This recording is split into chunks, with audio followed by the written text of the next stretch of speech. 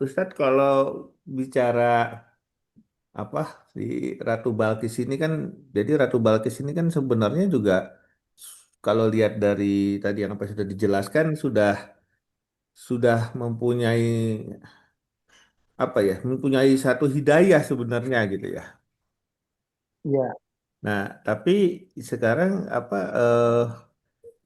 dia dulu tidak beriman itu karena memang benar-benar tidak tahu apa memang karena eh, dia meninggalkan hidayahnya. Karena gini juga Pak Ustadz, jadi ya.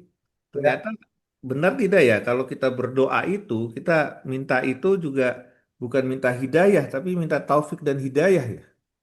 Karena kalau hidayah sendiri ya akhirnya belum tentu kita udah dikasih hidayah terus lalu kita menjalankan atau menerima hidayah itu gitu kalau nggak ada taufiknya. Benar seperti itu Pak Ustadz.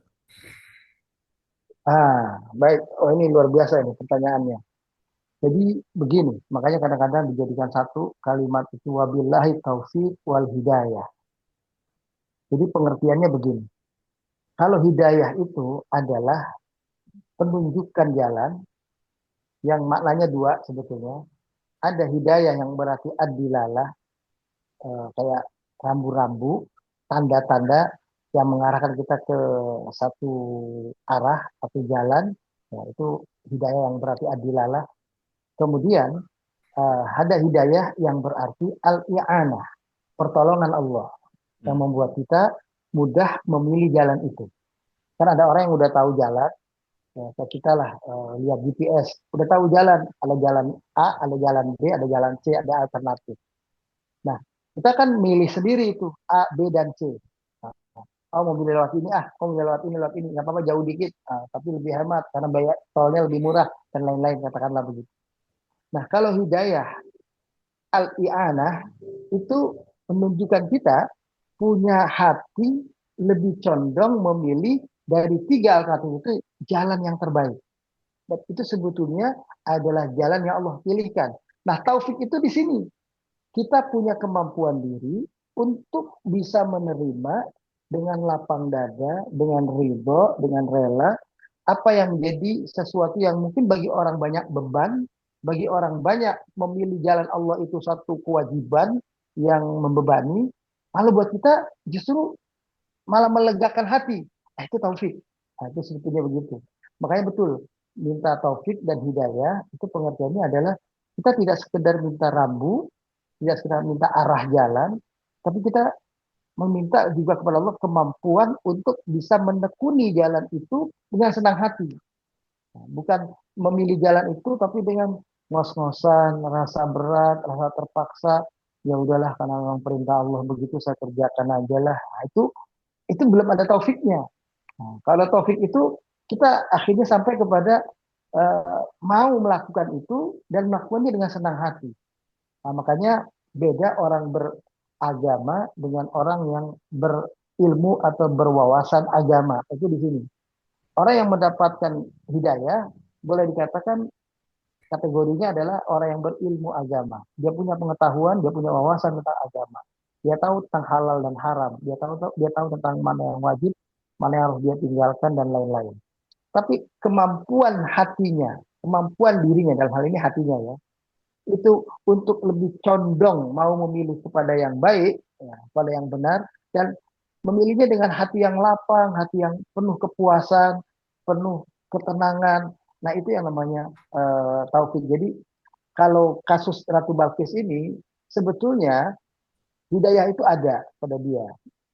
Dia sudah tahu karena dia dulu di kerajaan sebelumnya, kisah tadi itu mengatakan bahwa sebelumnya pengikut-pengikut itu juga ada ahli tauhid sebelumnya.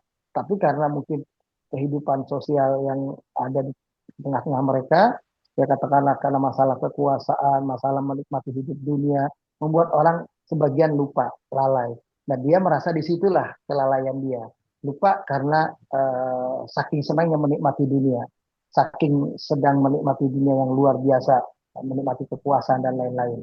Nah, itu yang membuat dia begitu melihat kerajaan Nabi Sulaiman sehebat itu, dan itu tidak diperoleh oleh Nabi Sulaiman kecuali atas izin Allah, dia merasa dia tidak ada apa-apanya dan kekuasaan Allah jauh lebih daripada kenikmatan yang bisa dia raih.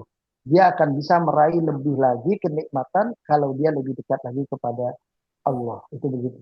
Jadi betul yang kita juga harapkan dalam hal ini adalah taufik. Taufik itu jadi kesesuaian.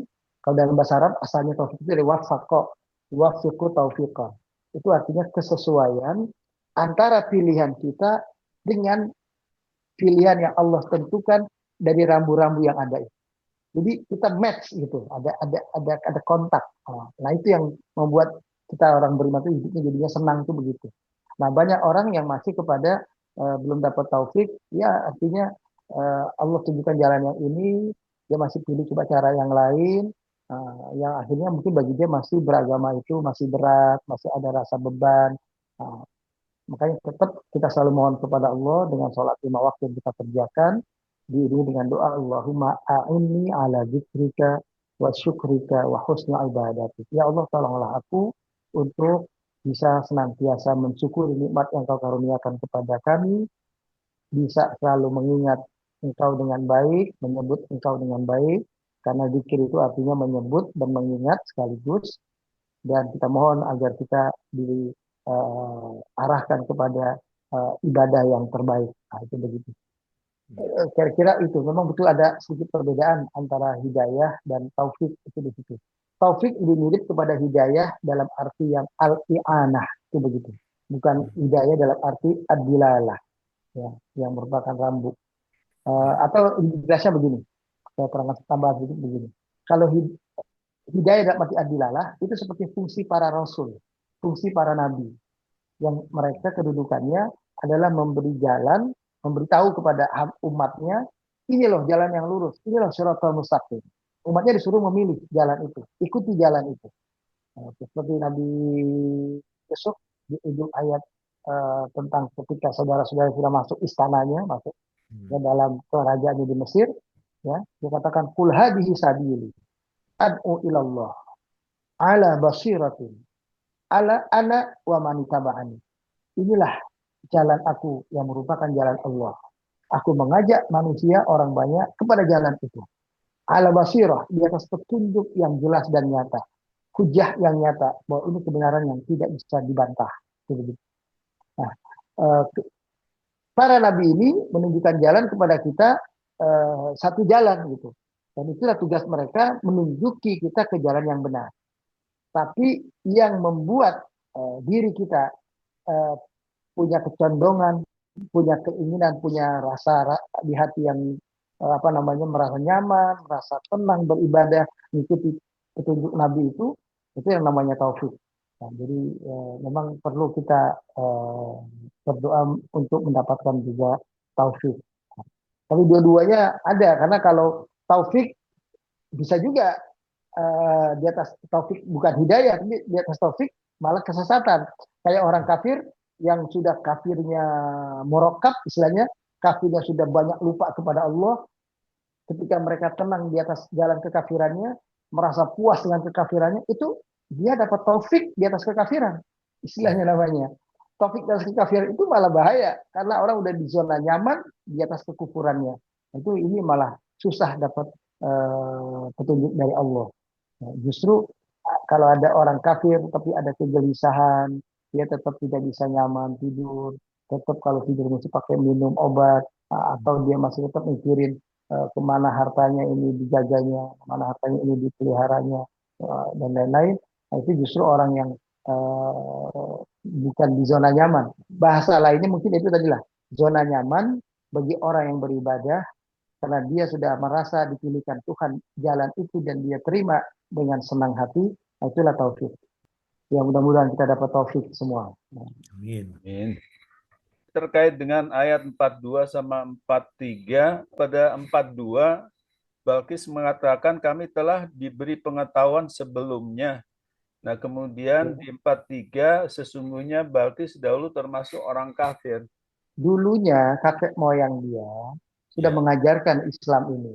Sudah sampai ajaran tauhid kepada mereka. jadi ada pengetahuan. Lalu Ya. kemudian Ratu Balkis termasuk pengikutnya yang tidak mengikuti ajaran itu. Gitu. Ya, istilahnya dengan pengaruh kekayaannya, pengaruh kekuasaannya membuat dia lupa dalam tentang hal-hal itu. bahwasanya itu dulu adalah sebetulnya hal yang patut dia syukuri. Makanya begitu dia ketemu dengan Nabi Sulaiman, dia kayak ingat lagi, diingatkan lagi dengan apa yang dahulu sebenarnya dia juga tahu. Ya, itu gitu istilahnya.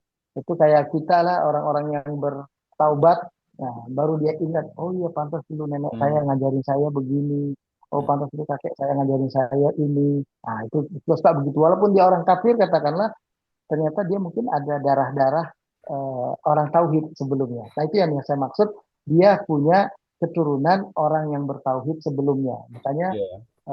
kan kita harus memahami begini, banyak umat-umat di zaman dahulu itu bukan umat yang baru berdiri sendiri begitu saja. Ada keterkaitan dengan sejarah para nabi-nabi sebelumnya. Itu gitu. Entah Nabi Ibrahim, ini nanti kita akan masuk Nabi Saleh misalnya. Nah, itu semuanya akan ada hubungan dengan semua keturunan-keturunan umat-umat manusia di zaman berikutnya. Nah, mereka ada yang menjadi raja, ada yang menjadi penguasa, dan lain-lain. Yang kadang-kadang karena kekuasaan dan kerajaan yang mereka miliki, itu membuat mereka merasa mereka sudah hebat. Nah, karena mereka sudah hebat, ya mereka nggak perlu lagi itu. Katakanlah kayak anak-anak zaman modern sekarang kita ini. Kemajuan teknologi yang mereka lihat sekarang ini, bukan tidak mungkin. Itu membuat mereka merasa bahwa yang hebat itu ya teknologi. Yang hebat itu bukan kekuasaan Tuhan, bukan kita disuruh untuk sujud, untuk ruku, untuk ibadah. Ternyata itu tidak punya katakanlah nggak ada irisan, nggak ada pengaruh, nggak ada apapun yang ada keterkaitan dengan ibadah itu secara langsung. Nah, padahal mereka lupa suatu saat nanti akan ada sebuah keadaan yang kita bisa bayangkan seandainya salah satu katakanlah kekuasaan Allah. Allah berikan kepada kita sebuah ujian, ada musibah, entah itu banjir, entah itu gempa, entah itu apa, semua itu adalah tanda bahwasanya semua kehidupan ini ada keterkaitan. Nah, ini yang ingin saya sampaikan. Coba bisa dilihat ini. Surat Yunus, silakan kalau mau dibuka. Surat Yunus ayat yang ke sebentar.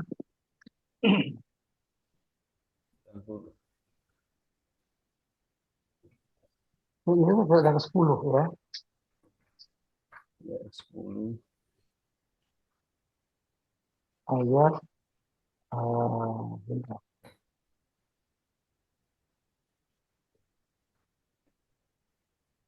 ayat 61. Wa ma takunu fi sya'nin, dan tidaklah engkau wahai Muhammad dalam satu keadaan apapun. Kata-kata Muhammad ini bisa berarti kita ya. Tidak kita semua dalam satu keadaan apapun. Wa ma tatlu minhu min Qur'an, termasuk keadaan terbaik menurut kita. Jadi kita lagi ngaji, kita lagi baca Quran ya.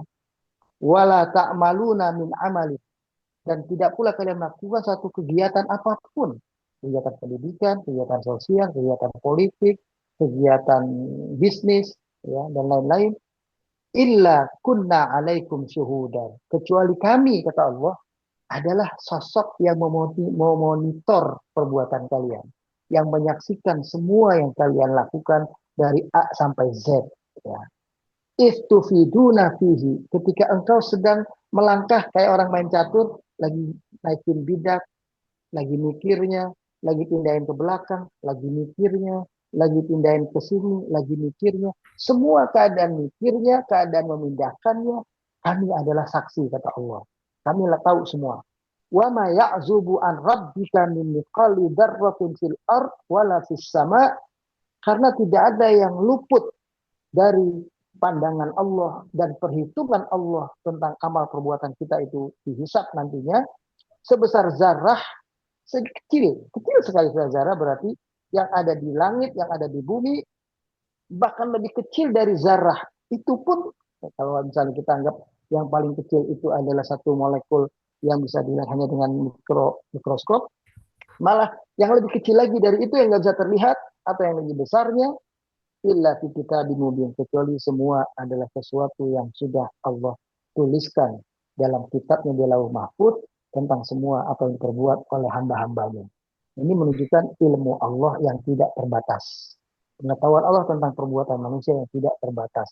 Maka tidak ada kegiatan manusia yang tidak terkait dengan urusan ketetapan Allah. Betul. Jadi hanya orang beriman yang merasakan ini. Kalau orang kafir ya nggak peduli ini semua. Kalau kita Ya, yang ya. beriman kita tahu. Nah, itu begitu.